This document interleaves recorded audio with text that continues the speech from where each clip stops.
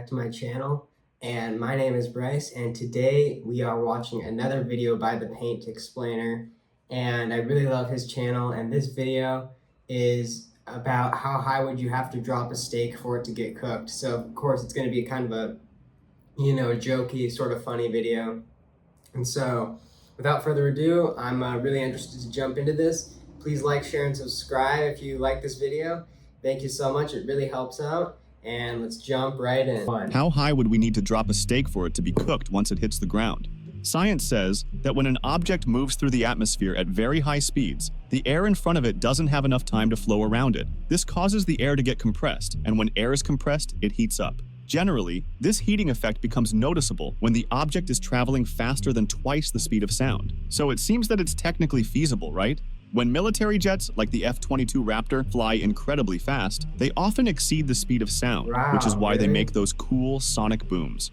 However, because of the high altitudes, where the air is extremely cold, the small increase in temperature due to this compressive heating doesn't have a significant effect. To understand the correct height we need, let's try dropping our steak from different heights.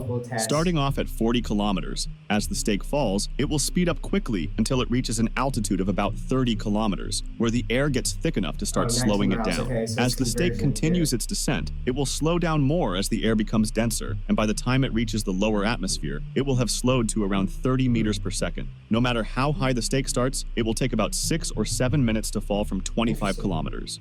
During most of its 25-kilometer fall, the steak will be exposed to freezing temperatures and strong, icy winds. And even if the steak heats up a little during the fall, it will probably be a little frozen when it hits the ground. When the steak lands, if it's partially frozen, it might break on impact, but if it lands on something soft, it might be okay. Also, from this height, the steak won't break the sound barrier. For that, we'd need to drop it from 50 kilometers instead of 40, but even then, it wouldn't be enough to cook it. Let's try 70 kilometers. Now the steak will fall fast enough to encounter air heated to around 177 degrees Celsius. However, this only lasts about a minute, which is obviously still not enough to cook it. So far, the main problem has been the thick and cold air in the atmosphere. Luckily though, we are making some progress, as if the steak surpasses the speed of sound, a shock wave will be created around it, which kind of protects it from faster winds. As a matter of fact, dropped from 100 kilometers, the steak would reach Mach 2, which is twice the speed of sound, for around a minute and a half before plunging into the colder winds of the atmosphere. This also isn't enough to cook it, but the shock wave is helping us a lot. Now let's do a big jump, 250 kilometers. Here, things start to get serious. Even though the steak is dropped from a stationary position, which makes it much slower than something that has already picked up some pace by moving, it can reach speeds up to Mach 6, which might be enough to lightly cook the outside. However, the inside would remain uncooked, and there's a possibility that the steak ends up breaking into pieces. But what if we want to completely cook it? Well, if dropped from higher positions, we would certainly reach temperatures in the thousands of degrees, but that also applies to the shock wave around the steak, causing its surface layer to burn so badly that it becomes black. At these speeds, the burned layer isn't strong enough to stay intact and gets blown away by the wind, exposing the other layer of the meat to be burned, and so on, until nothing is left of the steak. So, unfortunately, it's not possible. Well, that was an interesting video. I know it was kind of, again, like I was saying, a jokey video, but I mean, at least I learned a little bit.